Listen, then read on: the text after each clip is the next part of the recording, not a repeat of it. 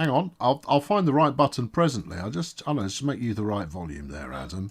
There you go. You're now the right volume. I'll turn the cameras on in just a second because I've got a lot of buttons to play with this evening. There we go. Let's be ready. No, I was ready. It's just rather more buttons to play with than usual because we got a few of the screenshots to show off. Anyway, good evening there, everybody. I'm Sam. I'm being joined by Adam. Hello. Who heads up the preservation crew. If you're not familiar with what the preservation crew do, Adam, what do the preservation crew do? We look after all the routes and trains that were released prior to Train Sim World 2 that came out in July 2020. But that's expanded now, though, isn't it? It's every route that's ever been released. It's not entirely agreed, but some stuff does slip through, and if people like a lot of particular route or a particular train, then we sometimes help out a bit. So yeah. And what's your basic plan then?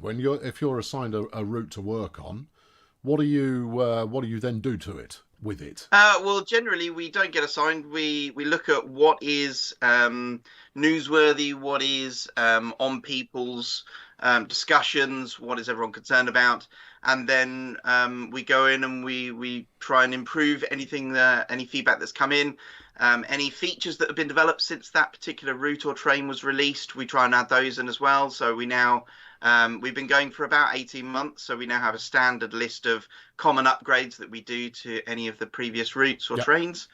And yeah, we basically pick what is the hot topic and we try and run with that. So yeah. But there is a delay between routes that are released and when the preservation crew might look after them. All right, let's cover the. Well, there's delays at both ends, isn't there, Adam? Yes. There's a delay before you get to it, and then there's a delay before it's released.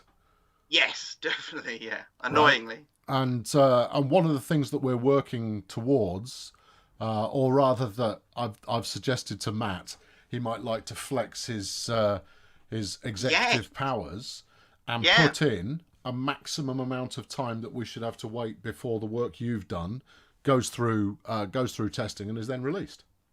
Yes, and Matt's promotion actually was really awesome because he's my boss. And that means that I am now in direct contact with the two most important people that make those decisions about stuff coming out and where it fits in the release schedule. So I've got twice as much power or influence to pressure them as before. So that's really cool. And that's a big deal because quite a lot of times it does fall to making a big fuss gets things pushed forwards. And that makes a big difference. I'm doing kind of a general summary about what it is these streams are for and what the roadmap's for, just to start off, because we don't often explain anything about what this is actually for. So what is the roadmap? The roadmap is it's a list of projects that we're working on at Dovetail, and it gives you an idea of general progress and the kind of where we're focusing our time, basically. The one obvious thing that's not listed is bugs, or are bugs, and where things are wonky and just not working right. We don't put those on the roadmap because we're always working on fixing the bugs and issues that come up, and those then tend to be packaged and released ahead of whatever next main release we've got coming up.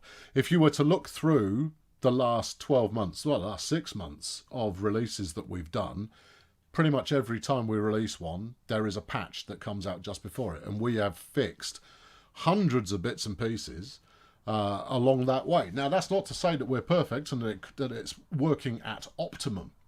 It's there is the best that can be done, but when you've got issues like the Xbox texture issue that's going on at the moment, the continuing problems on PlayStation of people not having their full spectrum of bits and pieces, the routes and DLC and stuff that they've got, that takes precedence over a lot of stuff. So we work on getting those resolved as quickly as possible. But the the reason we don't list individual items on the roadmap, although I am going to suggest we add one because it's a biggie. I'll talk about it in a minute. But the reason we don't list them on the roadmap is because they move so fast. They come in, they're worked on, they leave again. And that's either ready to be released or they're not going to have anything further on there. We tried it. We did. I don't know where all this Sam is a pensioner comes from business. Because if I was, I wouldn't be working, would I? No, I'd be on a pension somewhere. But you could, I mean, stay on topic, don't stay on topic. It's entirely up to you there, chat. But yeah, no, so we want to get, I believe the texture issue has been resolved. Have you seen any progress on that? I've definitely seen it in testing, so I'm aware of that. Right. Whether it's past testing, I believe there was one failure and it went back into fixing and testing again. So I don't know whether it's passed yet. Yeah. So it's not far off. But of course, until it's released, it might as well not exist. But it is something that something that affects everybody and is clearly not good enough from our perspective, let alone from your perspective, because the players have a wide range of subjective opinions, and no subjective opinion is ever wrong in the eyes of the person who is being subjective. But if from our perspective, if something is not good enough, then we go out and fix it. The other one, and it's the one that I think we should put on the roadmap, is the Xbox sound issues. Now we've mentioned this a couple of times in recent streams, but the problems with sound on Xbox are due to the sound engine that we're using. That is not something that is an easy fix. That is a massive project to actually fix that. So that's the kind of project that we should put on the roadmap, because it is something that is going to require a lot of time to be put against it. More concerned about the crashing at this point. Crashes are happening here and there. They're not affecting everyone. This is not to put crashes away. Crashes are a big problem. But if it were happening consistently in the same place every time, then it would be something that we could address more readily. If you are experiencing an issue, submit it through the technical reports forum over on the Dovetail forums, or send in a support ticket, or better still, do both, because every single thing that is reported in either fashion is recorded and added to a backlog of things for the development team to check. And we get through dozens of checks on issues that have been reported every week. And most of the time, the effort is spent in trying to reproduce those issues that come up. Because until you can reproduce it, you don't know what you're fixing. And on that particular note, I'm aware, and I believe I have responded to a few items on the forums recently, where we do have a couple of issues that do seemingly have been around for a long time. Powering America scenario and the Talented Takeover scenario being issues with signals or objectives not clearing. That is still an issue. We know that users are suffering, but we are yet to be able to reproduce it. And until we can reproduce it, we literally don't know what we're fixing. Yeah. So being able to reproduce it is very critical. The more feedback, the better. And when it comes to legacy routes, so routes that have been released and out for a while, and getting them into shape, that's exactly where the preservation crew comes in. And it is, those issues are incredibly frustrating for us, that users are suffering them and we can't reproduce it to fix it. It's very frustrating. Yeah. Okay, right. So there you go. That's a bit of a summary of almost where we're up to. I've got a fan. It's lovely. I've got a fan in the audience.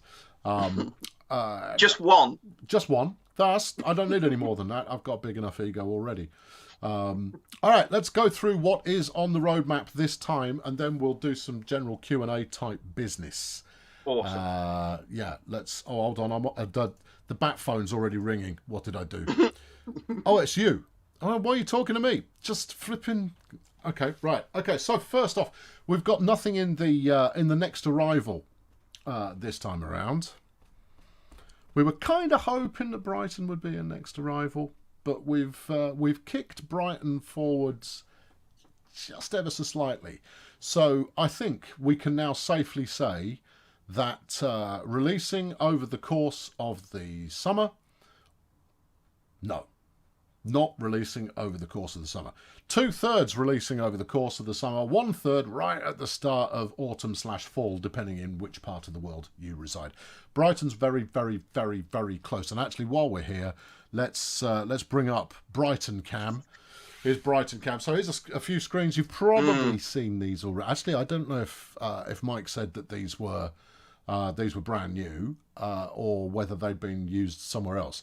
I know whether they're going to be used on the store page for Brighton when it's available.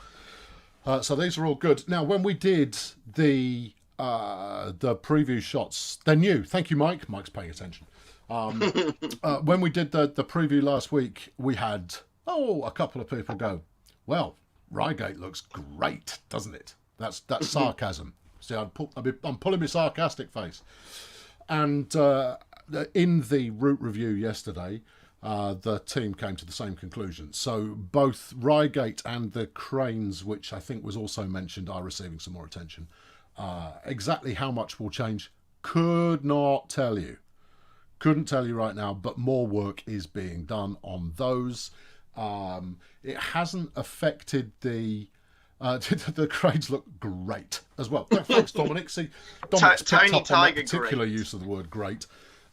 So more work is being done on those to bring them closer into line with what you should expect.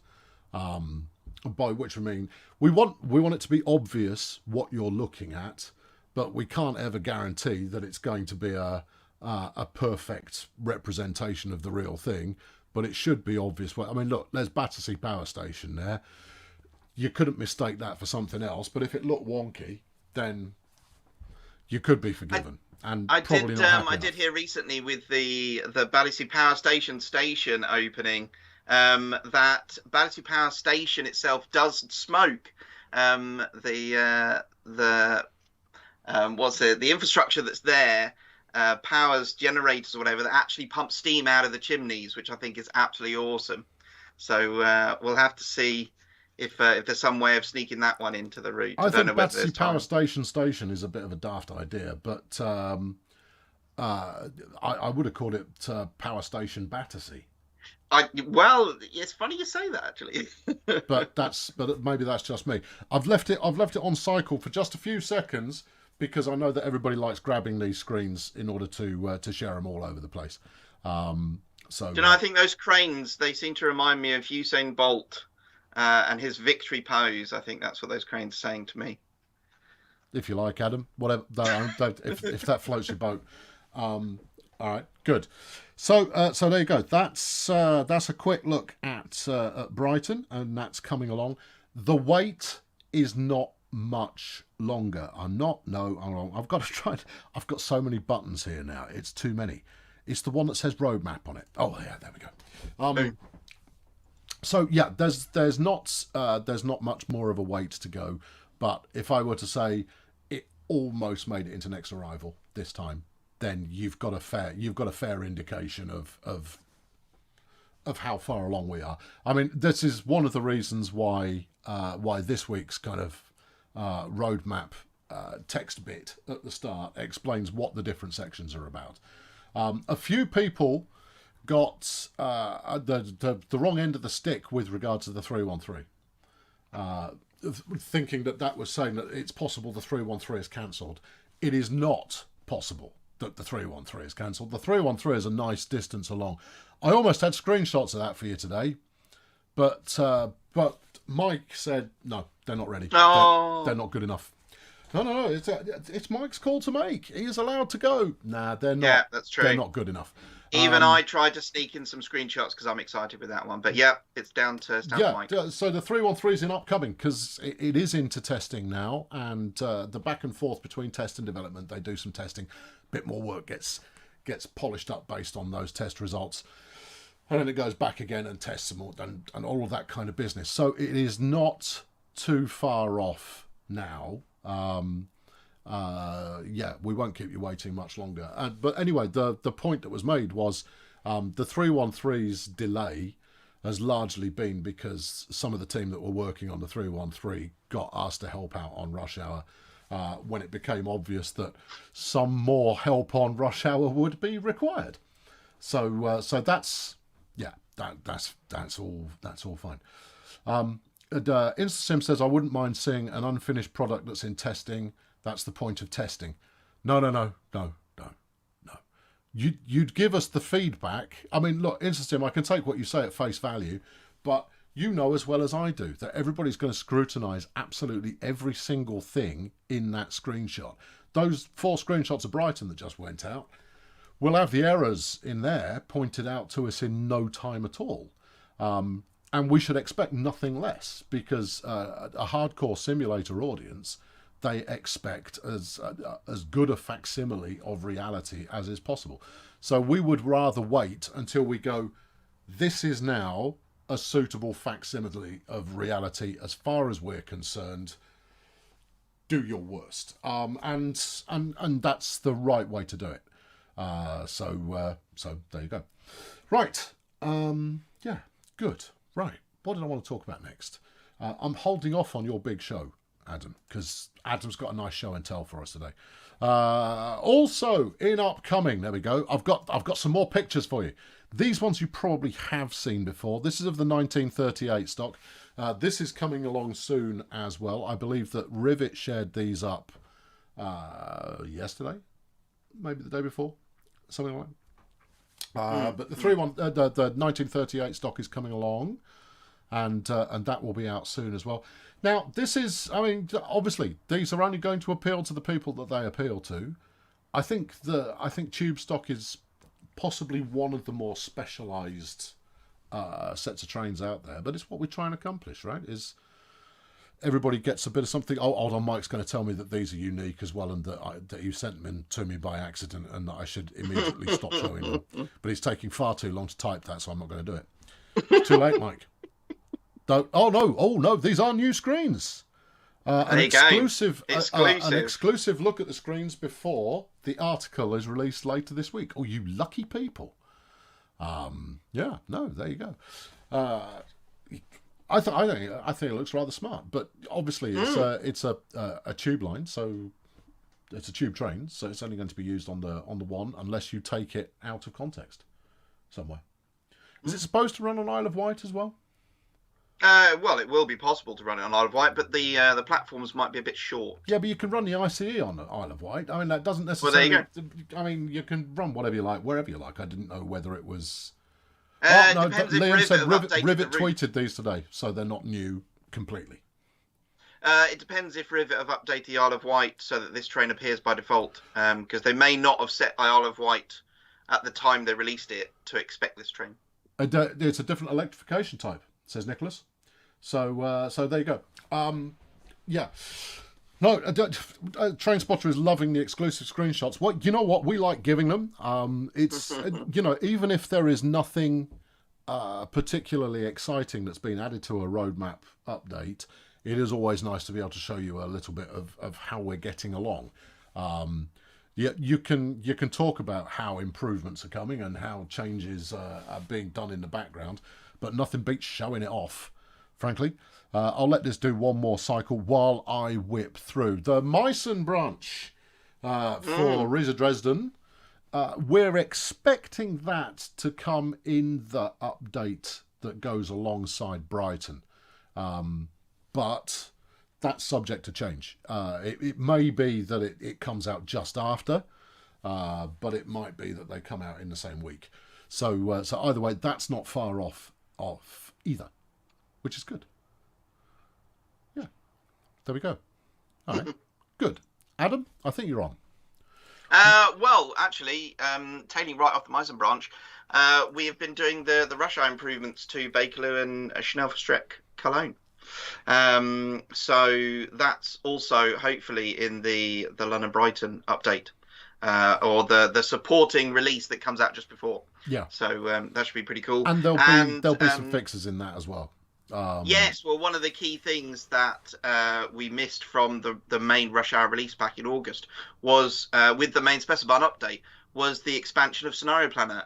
The work had been done; it had just been put to one side and wasn't actually rolled into the release. So that's Right. coming out. That was already done. So that's really cool. Really looking forward to that. That should have been out with main Specimen already to be in line with the updates that we do to the Preserve collection. So Yeah. that's really cool. David said there's no use releasing the Meissen branch until we get Dresden back. We know, it's it's being looked at. We don't know why it's well, I don't know why it's disappeared. No one's told me why it's disappeared. So it may well be that we do know why it's disappeared. But restoring that to the people who've lost it is very important, and it's another one where we've fallen slightly foul of Sony's account ownership system. So that will be fixed as soon as possible, because the last thing we want is to be locking you out of stuff that you own. So that'll be fixed as soon as it possibly can be. Yeah, right, good. Talk to me of Peninsula Corridor, por favor. Cool. So yeah, I was actually saying to Sam earlier before the stream that it's been a while since we've done a proper Preserve crew roadmap where we're actually talking about things we've done to some of the Preserve collection. So yeah, it's been great. Since August, the team has been working on Peninsula Corridor and Oakville. As you know, we advertised that beforehand, so we have been referencing a lot of the feedback that was supplied on the beta on the forum. Sorry. So thank you very much for all the details that have been submitted, all the tickets that were put through on the support system. We have a big long list. There was a lot of duplication, which actually for our sake is a really good thing, because it means there were clear things that people were interested in being improved. So yeah, the team has largely completed that work now. There's just some gameplay stuff left, which is actually on my shoulders. I've been a little busy bunny with some other things, so it's me that's fallen behind. But yeah, some of the things. What sort of other stuff are you talking about? I've been working with No, some no, no, no, no, external no, no, companies. wait, whoop, whoop. Other stuff that you haven't got round to that is on your plate that you're behind on. Gameplay, so things like scenario fixes and service mode fixes and things like that. So anything really that's gameplay. So we're talking the front end menu or anything in scenarios, basically. Even the achievement system as well, actually. So it's those things that are now outstanding from all the feedback that we've been getting, the improvements that people have been interested in. That's my bit. The rest of the team has moved on to Oakville subdivision, and they're now doing again the what I would call the standard group of improvements or upgrades to the preserved routes. So that's things like improving the sky, improving the draw distance on the track, upgrading the PIS system on the stations, putting the little platform upgrade, platform climb up onto the edge of all the stations, things like that. What about Adding passengers? Because obviously Raildriver. we've got rush hour passengers now. I believe that's been isolated as like a second project almost. So not part of your work as the single route stuff, but more as do it all in one. Well, funnily enough, yeah. After it was implemented into the rush hour routes, the technology was then handed, or the instructions on how to do it was handed to the preserve team. And yeah, there are two parts to it. The second part, that is the part we haven't done, is basically messing with how the characters move around on the platforms, which is basically like these very special volumes that get put onto the platforms and where they can walk, and kind of it plays with the coordination of the characters as they move around. That's the complicated bit that I don't really think we're going to get to. However, what we have been able to implement, and we've actually managed to do this across pretty much all the routes now, so they're all waiting ready to go when they get their turn to be updated, is the variation in the characters. So you now get a lot more characters, and there are a lot more variety in their clothing and their styles. And then you get the busy periods and the quiet periods as well during the day. So we've been able to implement those. So now each route is now queued up to get its update with the rush hour NPCs, basically. So I believe the first one coming out from our team, at least, is going to be Peninsula Corridor. Obviously, apart from Bakerloo and Somerset Cologne. So that's one of those things where I can instantly start putting pressure onto the mats and say, right, this stuff is ready to go. Let's not have it sitting around like we did the East Coastway updates. These things should come out soon, and we'd certainly like them before Christmas. That's for sure. So, and NPC updates has already been done. I mean, this is what we were talking about earlier: is that there should be a finite wait between you completing work on updating a route and it actually being released. There was a ton of stuff that had been sat around for months, effectively ready, that came out in the massive and somewhat chaotic rush hour update. Now, some of that. Yes, by the sounds of it, there wasn't actually any issues with the stuff that my team had released. So we'd learned a lot of lessons from a few previous releases, and certainly stuff with the Preserve collection, apart from access to it, which obviously was out of my team's control, seemed to go quite smoothly. So yeah, very pleased with the updates we managed to get released. And obviously we're doing this because we want to get more of these improvements out. FD says, if the download size reduction was completed, why are we still waiting for big route specific updates? Because the download size reduction is in a way that those packages of routes are assembled. It was to make them smaller. Now, there's only a certain amount smaller that they can be made, but I was reliably informed by the other Matt that all of that work had now been completed, which is why we could take it off the roadmap. So the upshot means that over time, maybe you'll be able to squeeze a little bit more onto your hard disk than you could do previously.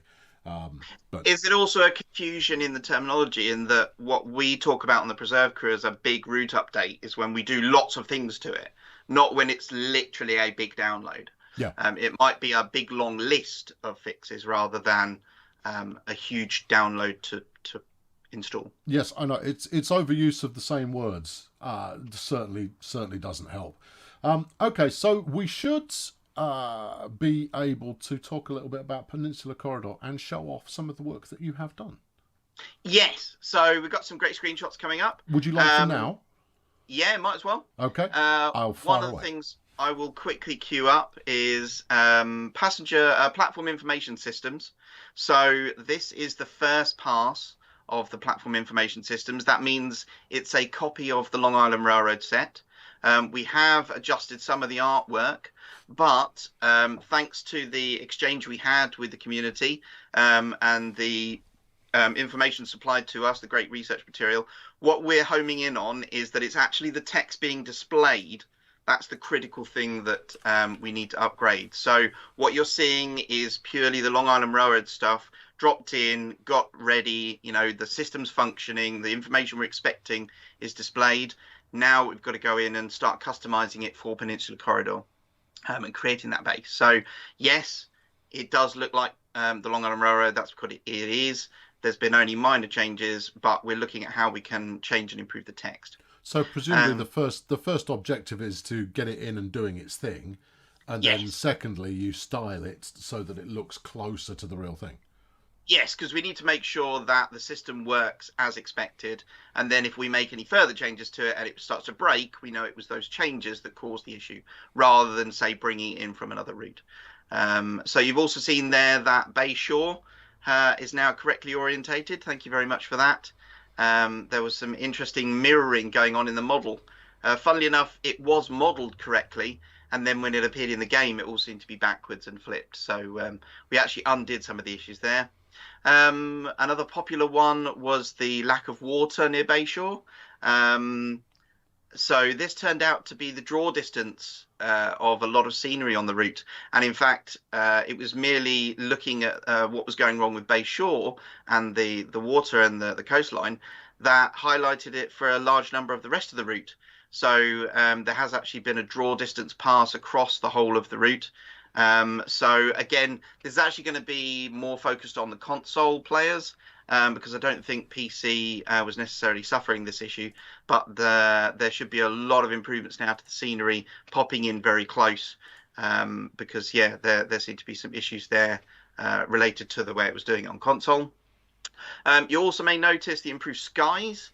So again, following some great communication with the community, I'd like to single out Josh Rubio for his work on doing a little sky mod for Train Sim World 2.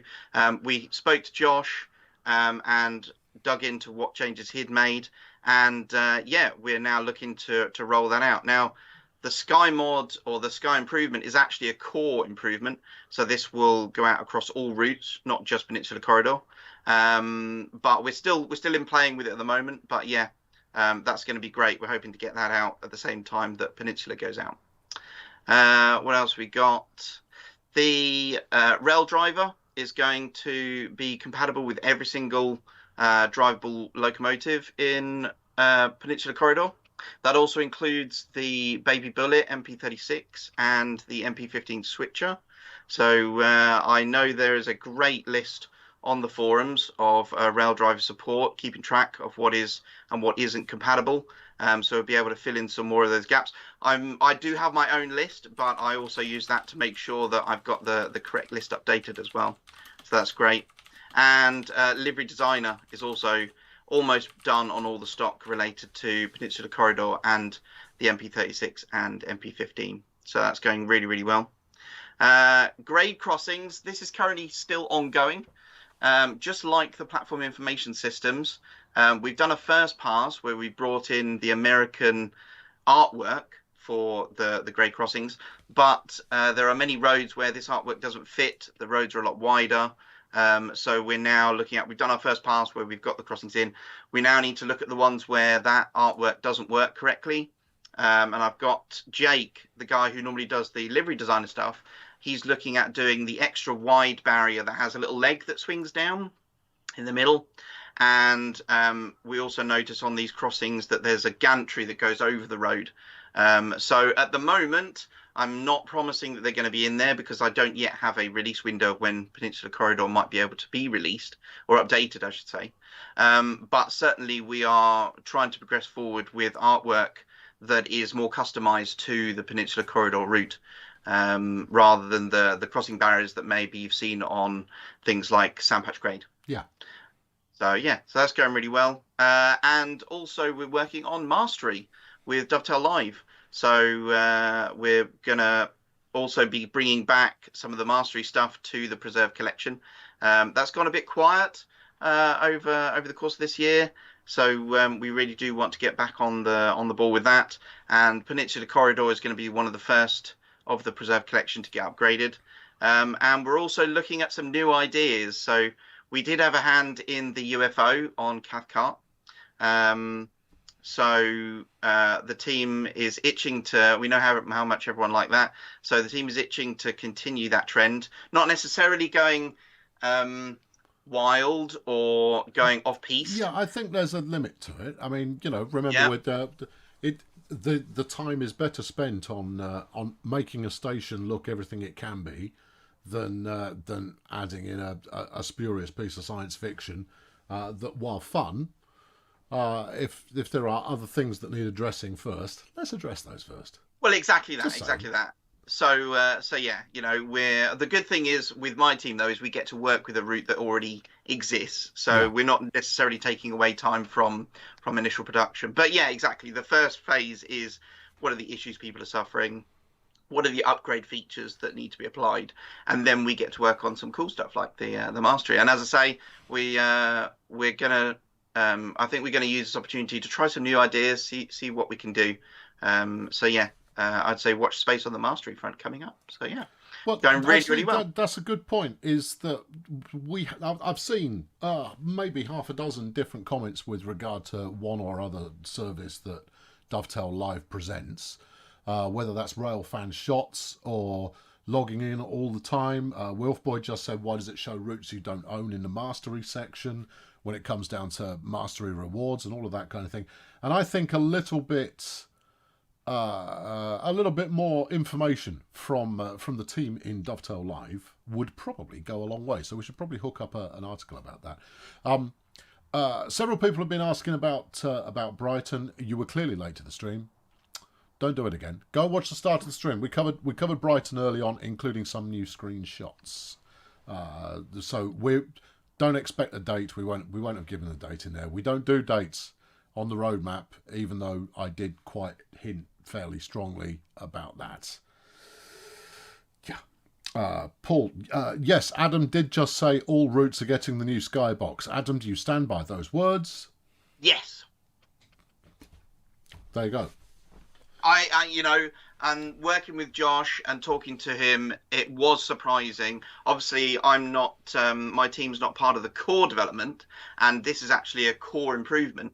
It's something we've got capacity to take on to save the core team getting involved with it. And I was surprised that we could make this kind of improvement to core. So, yeah, really, thank you, Josh.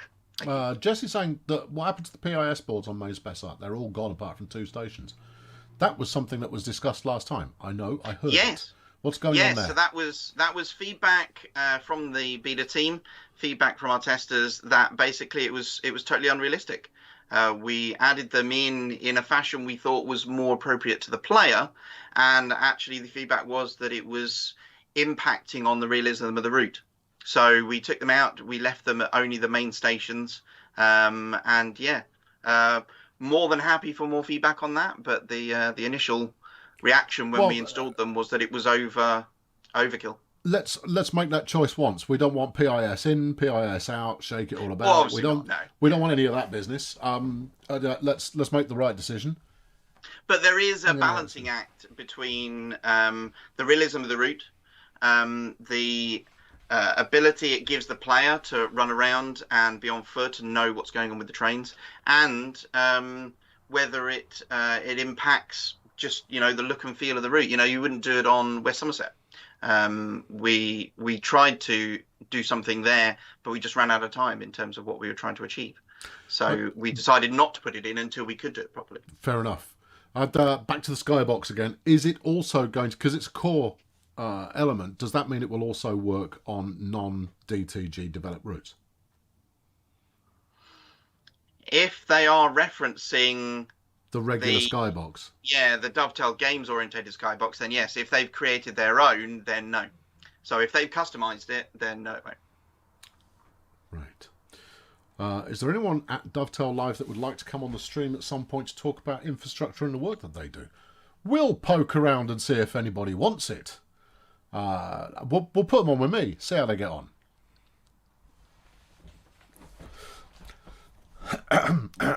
Right, what should we talk about next? We've got one. This is something that I also noted, was that we've added one new item was added to the roadmap this time around, and that is the improvement to transfer PlayStation 4 saves or profiles over to PlayStation 5.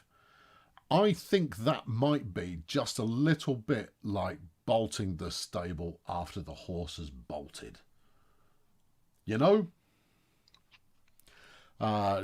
does feel like it's a little bit late, but it is one that needs to be fixed anyway, because not everybody who not everybody who's going to convert to PlayStation 5 from PlayStation 4 has already done so. So this is going to help some people in the future, even though many PS5 owners now have gone, so it's far too late. No. There's no point in doing that. So this is a technological problem that we have the fix for and is being done. But we acknowledge that some of you will not gain the benefit from that you might otherwise have hoped. Boston Sprinter patch, says Triple J. There should be some Boston Sprinter fixes coming alongside Brighton, I think, but that hasn't been confirmed yet. We'll need to double check on that one, but I know that there are fixes in progress. Exactly what they are, I couldn't tell you. Natalie is the one who dredges through, along with Big Steve. Natalie and Big Steve dredge through the list of fixes coming out of studio to pull the patch notes together. And I mean, I'd say that I took an active interest, but no, I run as far away from that as possible because it's a merciless and thankless task. Natalie's the one to ask about that. She would know better than me. Any update with the issue of settings not saving?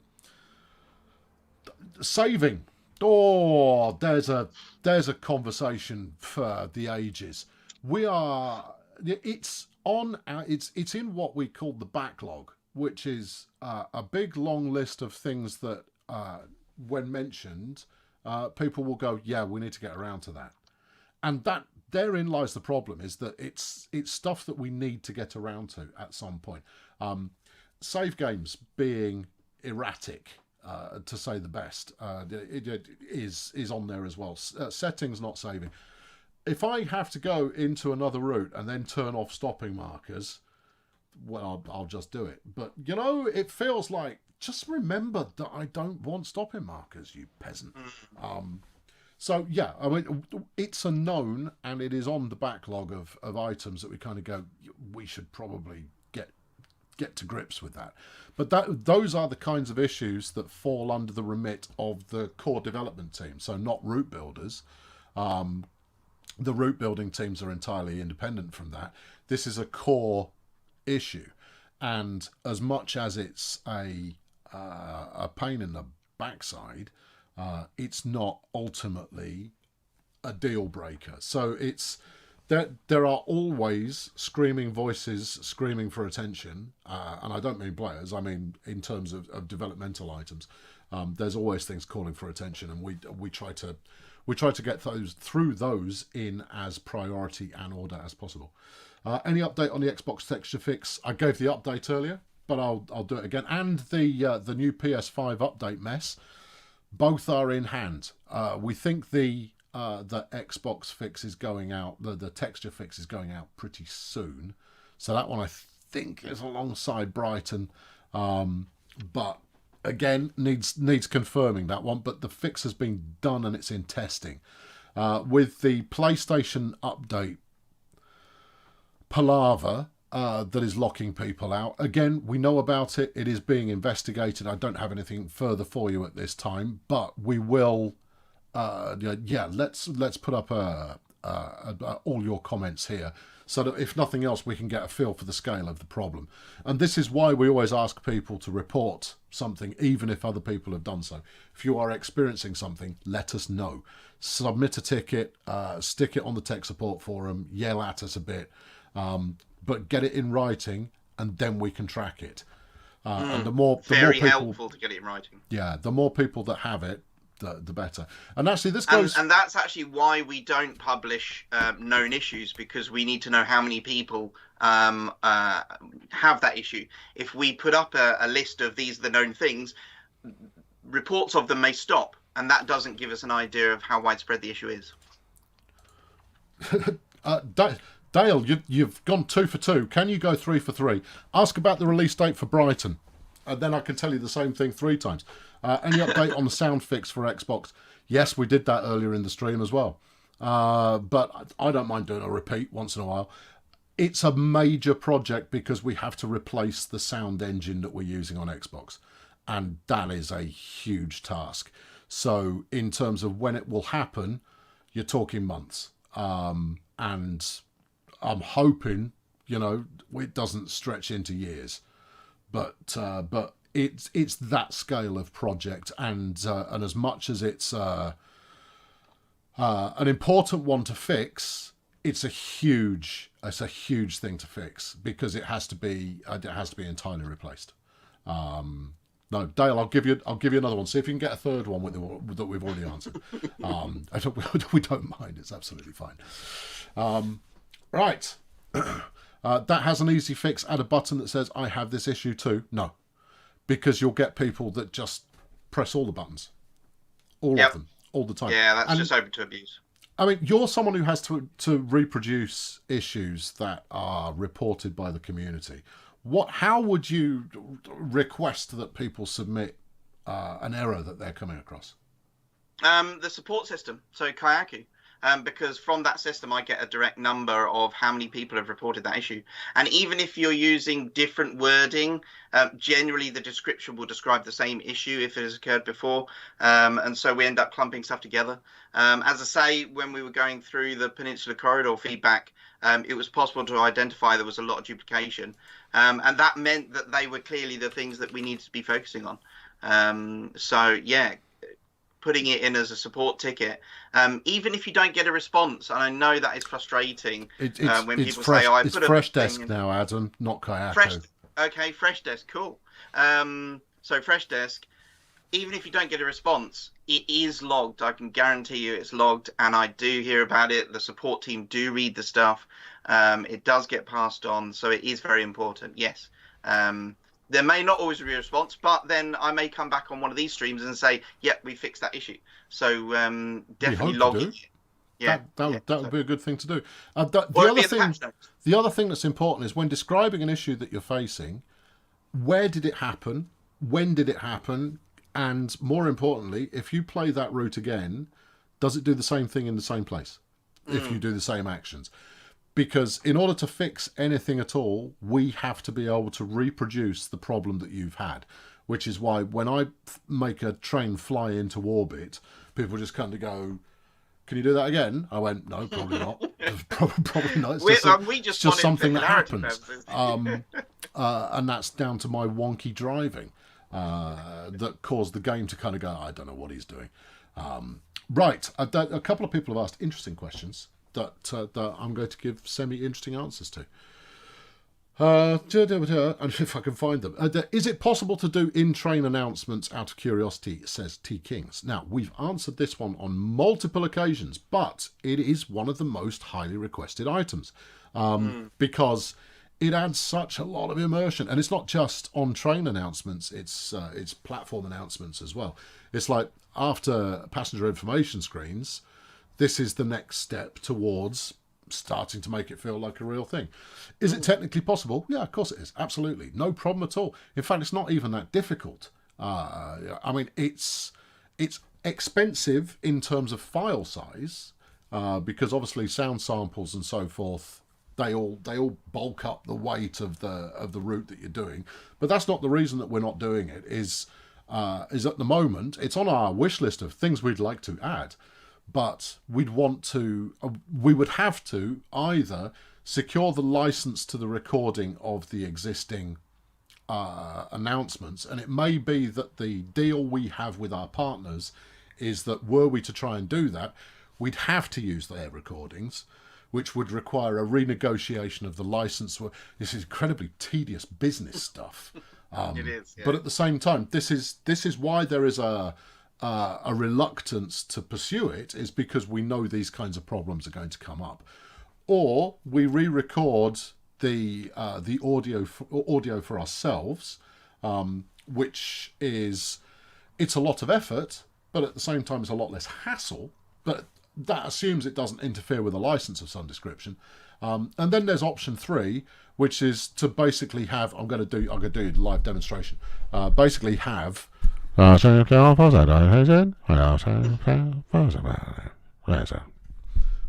that instead, right? Nonsense that sounds like the real deal. Those are. I think it's sometimes referred to as sim speak, is it? Simlish. Yeah. Simlish. That's called rhubarb. Simlish is what we call it in the theatre, love. It's as simple as that. If you stand in the background, if you need a hubbub from a crowd in the background, you have them all stand there saying rhubarb.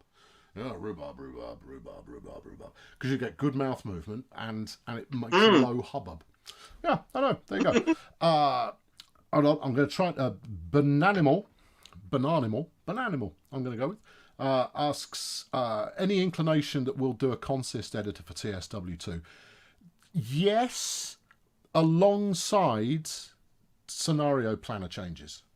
That would be where it would naturally fit. And the Scenario Planner 2.0 is on the roadmap, and every intention is that will come with a consist editor at the same time. We know what we do when we talk about intention. That's the intention. I was coming to. It's not fully spec'd out yet, and when that's further along. We'll grab Matt and do a full kind of tear down of where the shortcomings are with the existing tools, because we'll do livery designer at the same time, and how we're going to address those and what the feature set is actually going to be. So were a consist editor to appear, it would come alongside Scenario Planner 2.0. And just so that I'm clear as well, we're talking about the existing scenario planner being expanded, not a new one that is now incompatible with the previous one. There's not going to be two scenario planners. Again, because that would make my job even same harder use of thinking about the language preserved. repeatedly. Yeah. Any updates on Steam? Oh, okay. Yeah, Steam is a huge project, and we've messed around with the scope of it, which is why we've not told you the scope of it. The scope of it has increased and decreased, and then increased again, and decreased again, and increased again, and we think we've got it locked down now as to what we're going to do. But the first part of the puzzle is to figure out the means of making Simulgraph properly represent Steam power, Steam motive effort. And that's progressing, and it's going fine. But until basically we've got this motive system working correctly, we don't want to talk about it too much more, because that's almost a how long is a bit of string, because it's entirely new kind of bolt-ons to Simulgraph that we're building. Simulgraph, for those of you who don't know, it's engineering. Basically what it's gearboxes and electric trains don't have it. It's gearboxes and engine systems and braking systems, and they all interlink in an engineering fashion rather than a software coded fashion to reproduce proper physics. Other train simulators, including our other train simulator, work on what's known as a black box system, which is essentially mathematical calculations to make the train perform in this way based on a bunch of configs that you apply to that train. And if you tweak those numbers, it will perform correctly. Simulgraph works as if you take a 10,000 horsepower engine. I'm using completely fictitious terminology here, but if you take a motor that does X and you apply it into a chassis that weighs Y, it will behave in accordance with the laws of physics as programmed into the engine. So the black box system is about fake it until it feels real. I mean, this is not to underplay what people can achieve with a black box system. Simulgraph has always intended to be, you could take an engineer, give them an hour's worth of lesson on how to set up Simulgraph, and they could make a working train. And that works for the most part, but we're having to invent boilers and pressure plates and all manner of business, which is why Steam is taking...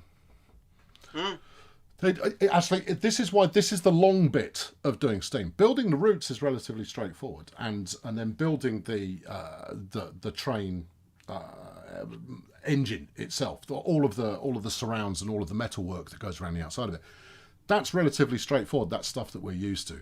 But if it doesn't move right, and it doesn't feel right, and it doesn't sound right, and it doesn't look right, then it's not going to deliver on what we want to do. There you go. Adam, have a question. Go on, I'll let you. So why did West Somerset Railway not get livery designer when it was updated recently? At the time we were doing the West Somerset update, I didn't have an artist to do the livery designer elements. And so that was unfortunate. The route that we were working on, there was a gap in my team. So yeah, it's still on the to-do list. We will get to it as soon as we can. Yeah. Right. I've got to catch up. I have many more if you'd like me to. No, far away. Go on, because I've been rabbiting on quite a bit. Yes. PZB Mode U on Rapid Transit. So we updated that route. We added some great functionality to the train, but it is stuck in Mode U, and that's not great. So a fix has been applied, and that's currently in testing. I think potentially that is also being double checked on the main specifier update as well. So where we've made an improvement to one area or particular loco, we'll also check very similar or region related locos as well to make sure that's okay. Night lighting on routes, is that how come Preserve Collection hasn't received any improvements to night lighting? Well, basically we have actually sidelined looking into night lighting as we've done updates to the Preserve collection, because that is a substantial work package to undertake on each project. And at the moment, I limit my team to spending just 4 weeks on a particular route or train, because we want to get through a number of routes in a reasonable period of time. Some of you are obviously aware that have been watching the streams for a while, that we're only about halfway through the number of routes that were released before Train Sim World 2. Yeah. So I've had to limit the time, and yeah, improving the night lighting is a very, very artistic heavy job. It's a very manual job. It's not something where we can change a few textures or place a few objects and boom, we've got better night lighting. It is actually something we need to invest time in. So one of the things that was fed back from the release of Rita Dresden was that the night lighting was really nicely done. Cool. And speaking to Matt about it, it's like there's almost a template approach that can be done to make the lighting work correctly, but that doesn't change that you have to go through it on a route by route basis, right? It's not one switch. It's very scenery specific. So yeah, every single route has different scenery. It's placed differently. So yeah, different towns, different villages, everything. So it does take a very manual approach to get it right. What else was there? Peninsula Corridor. There's a lot of issues with overexposed lighting, just in the time of day and the weather and things. Will the improved skies that go into core improve that? No, I believe the overexposed lighting feel on Peninsula Corridor is related to the weather itself. That is specific to the route. So that is still on the to-do list. That's actually on my to-do list, because it's part of the gameplay side of things. And then is there any news on the pixelation of custom liveries that players have been making? I believe that fix is in testing. Yeah. I think it was related to memory. Was it also limited to console? I can't remember. No, PlayStation, I think. PlayStation. So yeah, that there is a fix for that at the moment. Yeah, it was a memory issue. So yeah, so some good questions there. Yeah, good. Adam, who has a long name but ends in Adam, asked, we're seeing more routes that have previously been made available in Train Simulator coming across to Train Sim World. Why is that? Is this part of an extra agenda? Maybe. No, it's not part of an extra agenda. But I mean, Train Simulator's been around for that long that the routes that have been made there, we've always kind of picked routes that are going to be interesting and hopefully popular. And therefore, when we're looking again at routes that are going to be interesting and hopefully popular, there's a certain inevitability to the fact that we're going to tread ground that has been trod before. So there will always be some crossover, but Train Simulator's not going anywhere. It's still getting new stuff come out for it, not just from us. So yeah, there's always going to be a bit of crossover going on there, but there isn't a purposeful approach to bring everything from TS over to TSW or anything like that. When is Brighton mainline coming out? We're not telling you, but it's not very far away now. There you go. That's the answer to that one. I'm seeing a question repeated a lot. Definitely want to answer it. With the planning of updating Rheinruhr-Osten, which is the German railway between Hagen and Wuppertal, can the timetable be better suited to available rolling stock, such as the BR425, so that it is operating services rather than, say, the 422, which is currently being used, because it's now available? I've noted it. Can't promise anything. But I've certainly noted that down. If there's now better rolling stock, certainly with the experience of updating Rapid Transit, not only how well that went, so it's worthwhile the investment, but also learning what trains can operate where and how in Germany, then certainly I've noted that down for reference when we get to that. Yeah, fine.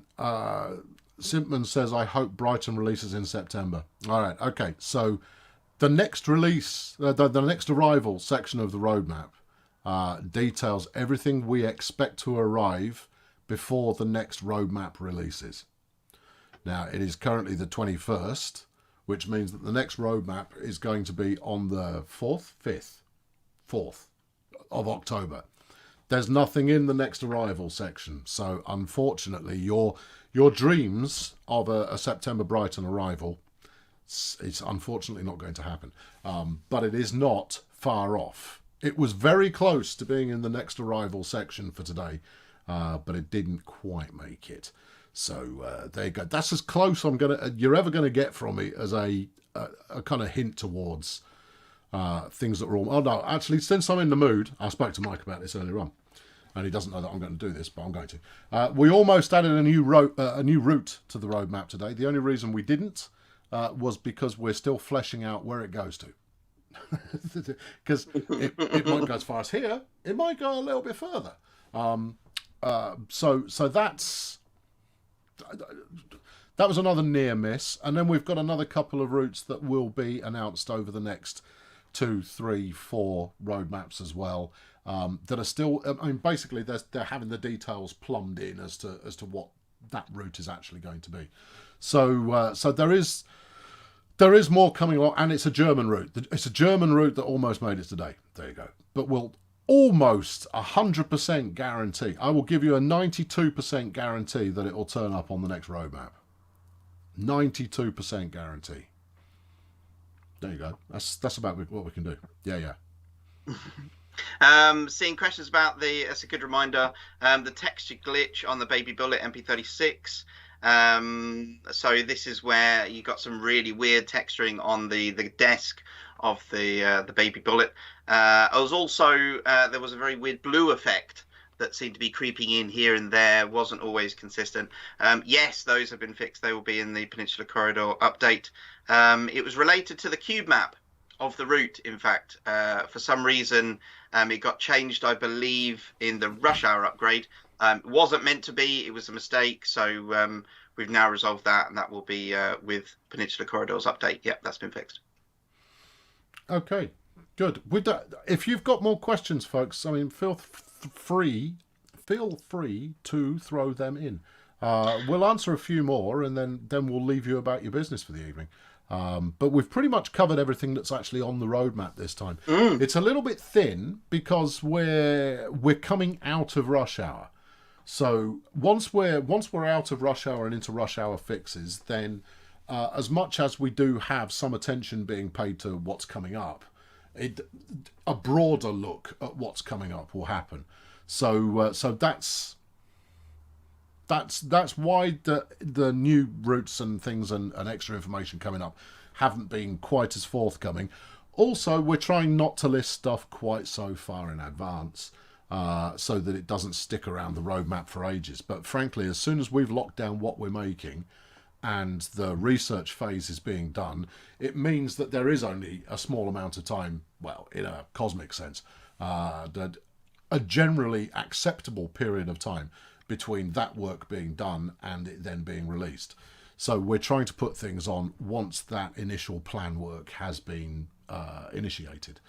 Blind Nacho asks, will there be routes from any other countries like Spain, Italy, Greece, Portugal? We'd love to. It's that's a question we get all the time, and then people will wryly point out, trying to world, is it? A world of 3 countries, and we can't, well, actually it's 5. But no, 6. But you're not wrong. Yeah, we do want to cover more areas in the world. And it's a question of, do we believe that the second route we make there will be as popular or more popular than the first? The first routes get picked up because of the novelty factor. The point that we've not made something there before means that curious players will go, oh yeah, I'll have a look at that. But there's a large amount of investment that we need to make in terms of time and effort and research to put together the correct track layout and ballast and signals and catenary and that's before you get to things like passenger information screens and billboards on stations and all of that kind of stuff. It's not a small amount of work. So what we want to try and ensure is that the popularity from it being a novelty factor first time around, there's still going to be plenty of interest a second time around to do that. Now, we know that means that some countries will never touch. Couldn't tell you which they were, but it's just that we wouldn't have the belief that a second route there would actually appeal to people, other than a small core of people who probably live in that country. So that's the balancing act to be done. But do we want to do more countries? Yes, of course we do. We want to do tons more. And as Train Sim World gets more third-party developers, and we're constantly talking to new devs who are interested in making stuff, it increases the likelihood that we get a wider diversity of countries that are covered. Needless to say, as soon as we've got concrete news on that front, we'll be yelling about it, because that will be very, very exciting. Yeah, good. I gave you enough time to find a question there, Adam. Oh, I got plenty. So, what about sound improvements to the F40 on Peninsula Corridor? Martin has been beavering away last week and this week on sounds with Peninsula Corridor, and he is reporting that, certainly to me on a very positive note, that he's made lots of little tweaks and improvements here and there based on all the feedback that we've been getting. And he is feeling that the audio is now in a really good place. Obviously, what we do is we need to wait until we get it out into circulation with our beta team, and we get feedback that we have made improvements. We have jumped the gun a bit in the past and said, hey, we've improved the sounds of a locomotive, and then found that it wasn't enough. So we always wait for confirmation that we made improvements. But yeah, Martin has been busy on the F40. We had questions about once Bakerloo and Cologne have been updated with the NPCs from rush hour, when are the other routes getting upgraded? Well, the work has been done. I can confirm that. It's my team that was responsible going through the routes and upgrading them. So the question now is, when can we get those routes updated to include the rush hour upgrade? I think there was maybe one or two that didn't get the upgrade because they were freight-based routes, so they didn't have any passengers. But yeah, it's now with the two mats, so I'll be putting pressure on there. David Melody, apologies if I've not said that correct, asked about Dunster Castle and the steam shed at Bishop Lydeard on West Somerset. Will they ever get added? I've noted them down. They weren't part of the pass that we did previously. It was mostly focused on upgrades and improvements to that route, so I've noted that for you. But it's going to be a while before you're back there again, though, isn't it? Well, don't know, because it was one of the routes that got the NPC upgrade. So depending on when stuff gets scheduled, if we're given enough lead time, we can actually redirect some resources and say, right, well, actually, there are a few other tweaks that might well be worth going in at that point. So it's worth noting it, and then I can be ready. No, that makes sense. Let me grab Mr. JMB. Cool. Says, why is the core part of rush hour still in the production section? Because I'm not removing it until it feels like we're done with rush hour core stuff. And by that I mean things like the problems that have come up from rush hour, so texture issues and the ownership issues on PlayStation. When it feels like we can now say, okay, that's rush hour complete, I'm leaving that in there, because I want to make it clear that there is still a heavy focus in that direction.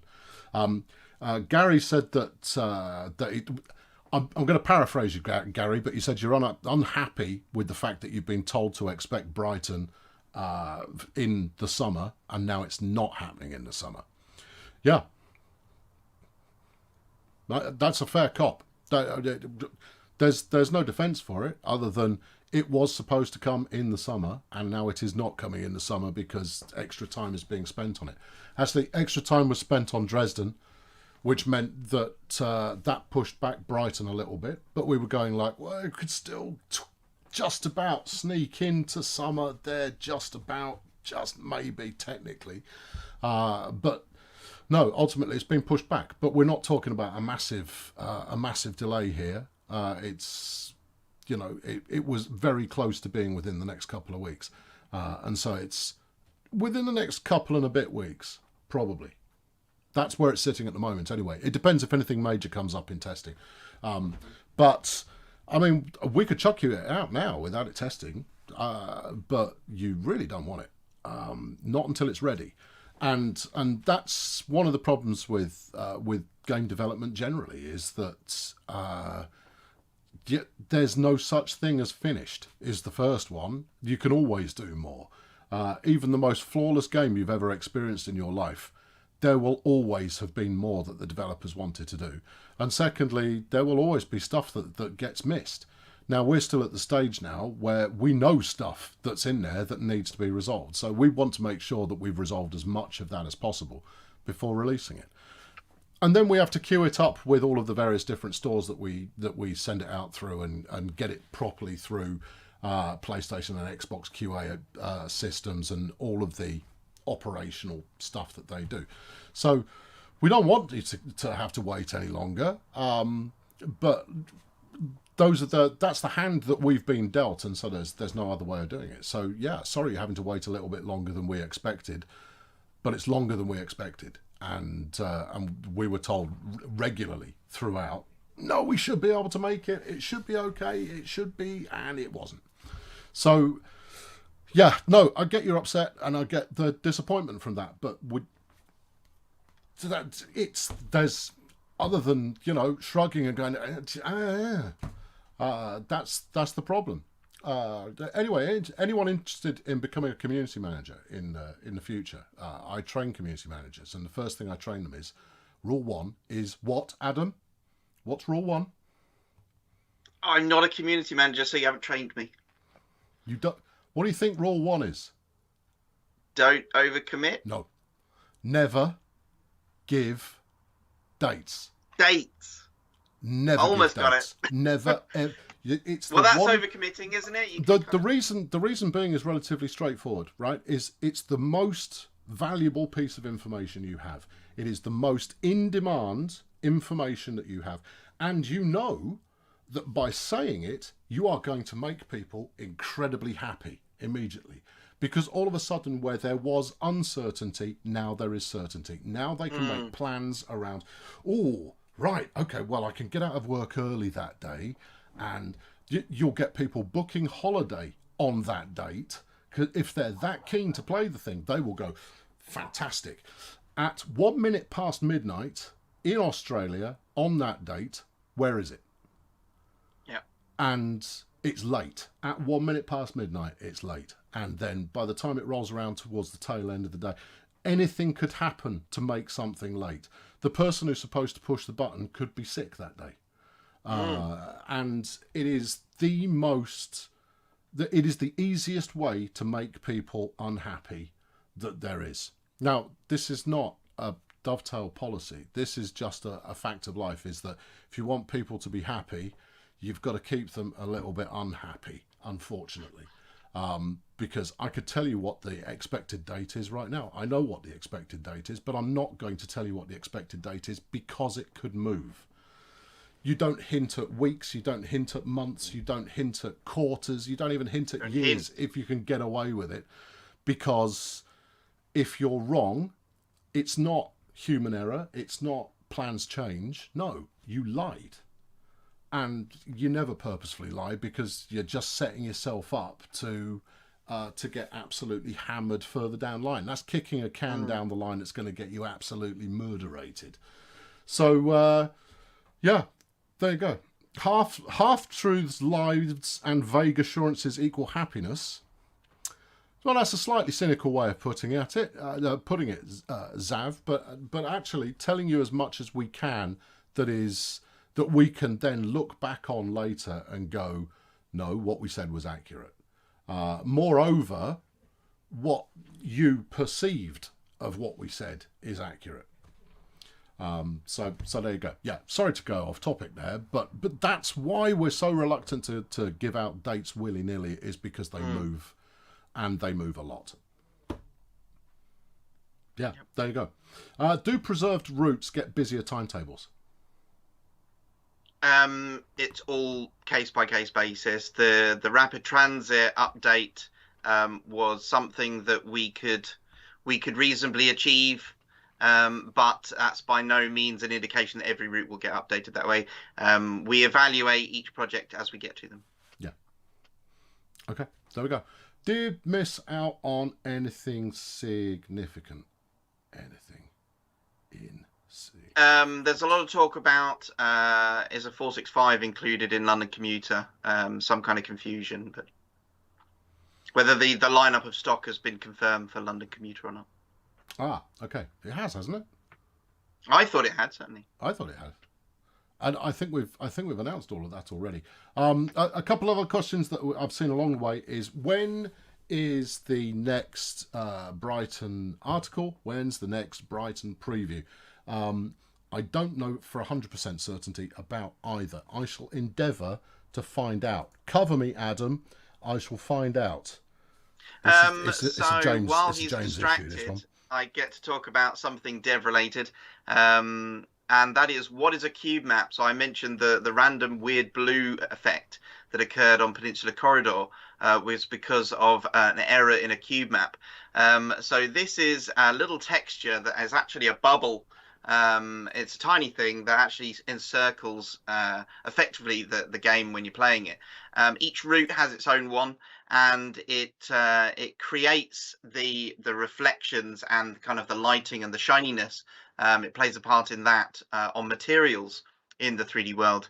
And the one for Peninsula Corridor had or gained, for some unknown reason, so that's why we fixed it quickly, it gained a very odd large blue streak. And when the game sampled, so the angles and the reflections and the lighting and everything, when it all came together, it focused in on this blue streak, and it gave this very weird blue effect across the route and across particular materials in Peninsula Corridor. So we put it back to how it should have been, and the blue went away, and it was awesome. So yeah, hopefully that wasn't too complicated or too devy. So yeah. Too devy? I'm not entirely convinced that devy is a word. No, I'm not either. I'm regretting it ever since it came out of my mouth. Okay, fine. We are expecting another Brighton article this week, but we're not expecting... It was possible that we would be doing a stream this week, but I think we're going to hold it back while there is a little bit of TLC applied to Reigate. It's Reigate, isn't it? And the aforementioned cranes that don't look great. So that might well be pushed back. Oh, hold on. And Mike's also saying that there is, within the next week, you should see articles on the 1938 stock and on Brighton. There we go. Right, that's it for this time around. What have you got to look forward to on the stream this week? Tomorrow, you've got a core preview going out with Jamie and Danny for Train Simulator 2022. That should be interesting. And then on Thursday, we don't know what the stream will be yet. There you are. We don't know. If there is any chance that it can be Brighton, we will yell about that very, very, very loudly so you don't miss out on it. But as of this morning, it wasn't looking likely to be Brighton, so it may end up being JD playing a Let's Play, because I shall point out to him that I'm on holiday as of 5 p.m. on Thursday, and therefore I ain't doing it. Right, we'll be back in a couple of weeks with the next one of these. Natalie will be back for the next one of these, I imagine. But thanks very much for tuning in today, and thanks very much for your questions. It's always good to be able to, try and give you good answers to whatever you've got burning a bee in your bonnet at a particular moment. Thank you, Adam. Thank you, Sam. Is Mike the Overlord? Asks Chief Longshin. No, Mike is... Wait for it. I'm going to say a word that you're not going to like, right? He's the brand director of all things trains. And what that basically means is he understands how all the pieces of both train simulators work in terms of when it's going to arrive from development, how the marketing needs to be done for it, when we can talk about it on streams, how all of that's happening. So it's in a non-technical fashion. So Mike will have an understanding of what's not working correctly at the moment, but he's not concerned with the fixes being done. That falls to the development team to do. But Mike is the overall oracle. Mike knows everything. Hold on, he's saying he's not necessarily. There you go. Oh, sorry, beg your pardon. He says, I'm not. No, that's not necessarily better, Mike. I'm going to stick with the one that I've already done. No, I've got that. He says his job title is actually slightly different. And I said, that's all right. We'll go with the one we gave you already. So yeah, Mike knows everything. So Mike is to blame for wonky crane pics being published. No, I think you can blame a lot of people for that one. That's no one person that can hold their hands up and go, yeah, that was me. Right, good. No, we collectively accept blame. Yeah, good. Right, we're off. Thanks, Adam. I'll catch you next time. No words for the people. All right, fair enough. Cheerio. Oh, buttons out.